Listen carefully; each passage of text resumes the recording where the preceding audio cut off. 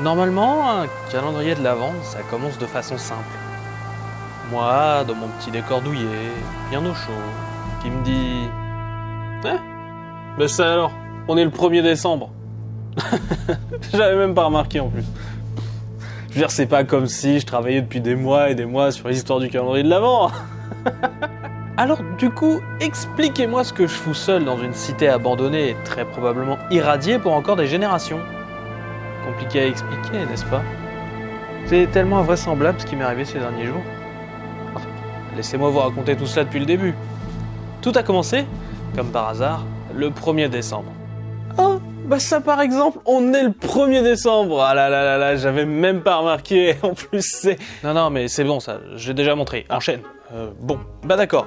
Et c'est reparti pour une nouvelle fournée de comics de Noël tirés de l'univers foisonnant des comic books, toujours sur le principe d'une vidéo par jour pendant 25 jours. Parce que c'est comme ça. Et puis c'est tout. Et même si vous êtes super gentil, on fera peut-être une vidéo débrief supplémentaire fin décembre. Bref, générique. Farcir nos amours, nos peines, nos haines, nos querelles. Pas de vacances, pas de dimanche, overbooké. Faut qu'il assure, toujours présent à l'appel. Pourtant il aimerait se faire un peu moins prier. Quand il descend du ciel, ce sera pas toujours pour se marrer. Le 1er décembre, c'est toujours l'occasion de parler de personnages un peu connus, histoire de partir sur une base un peu universelle. C'est plutôt pas mal. Mais cette année, on va faire encore plus fort, puisqu'on va parler de deux personnages supra connus, Spider-Man et Wolverine. Et là, je pense que j'ai pas besoin de trop vous les présenter, n'est-ce pas? Si l'idée d'associer ces deux personnages ne saute pas forcément à l'idée du plus grand nombre, il faut savoir que les deux se rencontrent régulièrement dans les pages des comics, on en fait même des mini-séries événements avec des grands noms. Et puis, il est évident que les deux se rencontrent, ils font partie des deux super-héros qu'on a foutus en team-up le plus avec tout le monde. Je veux dire, Spidey a pu rencontrer Red Sonja, une guerrière du temps de Conan le Barbare, 2 fois. Alors oui, j'ose imaginer qu'il a pu rencontrer Wolverine l'omniprésent 2-3 fois. L'histoire qui nous intéresse aujourd'hui s'intitule A Piece of Cake, qui pourrait se traduire grossièrement par « c'est du gâteau ». Et l'histoire commence dans les égouts. Wolverine patauge joyeusement dans les égouts, se rappelant sans doute ses heures de gloire passées, même si en fait notre griffu favori a aussi un objectif. Il recherche un robot tueur qui se cache dans les égouts, et il préfère aller s'occuper de cela tout seul, plutôt que de passer la soirée de Noël à faire la fête au manoir des X-Men avec tous les autres. Et oui, Wolverine c'est le meilleur dans sa partie, mais sa partie c'est justement pas les parties. Bref, on enchaîne. Bref, alors que Volvi s'amuse à parodier un chant de Noël de façon sanglante, et que la narration nous fait part d'un gag de mauvais goût à base de chasse d'eau dans la gueule, nous rejoignons la deuxième partie de notre duo du jour. Peter Parker, notre journaliste arachnide favori, se fait passer en savon par notre rédacteur en chef irascible favori, J. Jonah Jameson. Non, je veux du divertissement, je veux de la nouveauté, je veux de l'unique. J'ai vu des photos plus dynamiques dans l'album photo de ma grand-mère. Et ne vous cachez pas derrière une pâtisserie quand je vous parle. En effet, Peter tient dans sa main un énorme gâteau. Le genre pièce montée rose, qui est clairement la chose la plus évidemment fictionnelle depuis le début de cette histoire. Un gâteau aussi rose, limite fluo, perso j'y touche pas. Il y a deux possibilités, soit le machin est radioactif, soit c'est un symbiote déguisé. Ouais, il y a des symbiotes fluo. Bref, Parker demande une avance sur sa paye à Jonah, pour pouvoir payer une soirée avec Mary Jane pour le 31. Mais Jonah refuse, parce que c'est Jonah, et que Parker ne lui ramène que des photos de merde. Et que si jamais il lui ramène une photo exceptionnelle, quelque chose qu'on n'a pas déjà vu 3000 fois, hein, ça pourrait éventuellement se faire. Ok, mais pourquoi Peter Parker a un gâteau de cette taille dans les mains? Eh ben en fait, c'est un vieux running gag des histoires de Spidey. À chaque fois que celui-là doit faire les courses, aller chercher un gâteau, bref, ramener quelque chose de manière générale, il le perd en combattant un vilain sur le chemin. Donc, Peter veut surprendre sa tante en ramenant un gâteau énorme pour le réveillon, et à l'heure en plus. Enfin, à l'heure. Sa dispute avec Jonah fait qu'il est maintenant en retard, et décide de se changer en Spider-Man pour ramener le gâteau à temps. Bon alors, ok, maintenant c'est officiel, la vie de ce gâteau est en danger.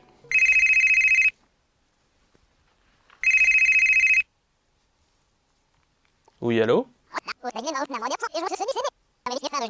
Oui. Non mais oui, mais bien sûr. Non mais je comprends, c'est normal. Merci de m'avoir prévenu en tout cas. C'était l'UNESCO en fait. Ils viennent officiellement de placer ce gâteau sur la liste des espèces en voie d'extinction. Pendant ce temps, dans les égouts, Wolverine vient de trouver ce qu'il cherchait. Une sentinelle, robot créé spécialement pour chasser le génome mutant et tuer ces derniers. Heureusement, celle-ci est désactivée. Wolverine en informe les X-Men, mais ne parvient qu'à tomber au téléphone que sur un Iceman bourré, preuve que la fête se déroule bien chez les mutants. Et c'est là que la sentinelle se réveille et attaque un peu. Même si cette sentinelle semble un peu étrange, je veux dire, c'est des clochettes à ses pieds. Mais bon, Wolverine sent bien que quelqu'un est présent et vient de réveiller la machine. Il vaudrait mieux te montrer, Bub. Je peux te sentir. Eh bien, qu'est-ce qu'on a là? Un petit espion? Dis-moi, as-tu été gentil ou méchant? Père Noël? Et oui, c'est le Père Noël qui vient d'activer une sentinelle dans les égouts. Et non, Wolverine n'est pas du tout surpris. Pourquoi il serait surpris? Le Père Noël, c'est un vrai perso dans l'univers Marvel, il a sa propre fiche, où il est super badass en plus. Il a frappé Hitler. 2 fois. Puis en plus, c'est un mutant. Limite un des plus puissants mutants. Je vous jure, c'est pas des conneries. Après, ce n'est pas le vrai Père Noël. Juste un vieil employé des grands magasins qui avait l'habitude de jouer les costumés et qui s'est fait virer, ce qui n'a pas amélioré sa stabilité mentale apparemment. Et il a décidé de se venger avec cette sentinelle qu'il a trouvée dans les égouts. Mais c'est pour ça qu'il faut recycler vos déchets, bon sang. Après, on a des Pères Noël fous qui veulent les utiliser pour contrôler le monde. Et c'est vraiment pas feng shui. Ensuite, les deux héros se rencontrent, vu que Wolverine est envoyé dans les airs par un coup de la sentinelle lutin. Spider-Man n'hésite au début à s'impliquer, mais quand il voit Wolverine voler un peu partout, il va le rattraper. Tu sais, tu sens comme si Les River t'avait vomi dessus. 2 fois. Et un bas sottise à toi aussi, tisseur. Bref, Wolverine et Spider-Man vont donc s'associer pour combattre un Père Noël de supermarché licencié à bord d'une sentinelle lutin. Autant vous dire que certains gosses vont avoir des rêves bizarres ce soir. Spidey a placé 2-3 appareils photo afin de pouvoir choper une photo à donner à Jameson et ainsi pouvoir passer le nouvel an avec Mary Jane. Mais d'abord, il doit protéger son gâteau, car la sentinelle veut lui marcher dessus. Bon, étant donné que c'est une machine et qu'apparemment elle veut vraiment la vie de ce gâteau, je pense qu'elle doit avoir sa GLaDOS interne d'enclencher et penser « The cake is a lie ». Le tisseur parvient à sauver son gâteau, mais Volvis ramasse une brique sur la tronche. Et quand un gamin est sur le point de se faire écraser, Spidey laisse son gâteau, sauve le gamin et réussit à rattraper la pâtisserie. Mais laisse Wolverine se faire écraser. Le Griffu tente de garder son calme, de ne pas s'énerver. Mais disons que, à force de se faire écraser et de se faire balancer par les fenêtres, il est un peu sur le point de péter les plombs et de trucider un mec déguisé en Père Noël devant tout le monde dans la rue. Et ouais, tous les gamins du monde risquent de faire des rêves super chelous cette nuit si jamais Wolverine va décapiter le Père Noël en live. Seulement la folie meurtrière de Wolverine fut calmée par Spider-Man en faisant le sacrifice de son gâteau qu'il lui a jeté en pleine gueule. Calmer un glouton avec un gâteau. Le pire, c'est que ça fait sens en plus. Donc oui, Wolverine ne tue pas le Père Noël fou, la police le récupère et Spidey invite Logan à passer Noël avec lui en famille. Bien sûr, il refuse, mais propose à l'homme araignée un deal. Il l'amène vite fait au manoir des X-Men pour régler son problème, mais Peter doit promettre de ne rien dire à personne. Et après une ellipse, Peter arrive finalement à sa fête de Noël avec un gâteau bien classe. Et non, on ne verra pas ce qui se passe au manoir des X-Men. Règle numéro 1 du manoir des X-Men, ce qui se passe au manoir X reste au manoir X.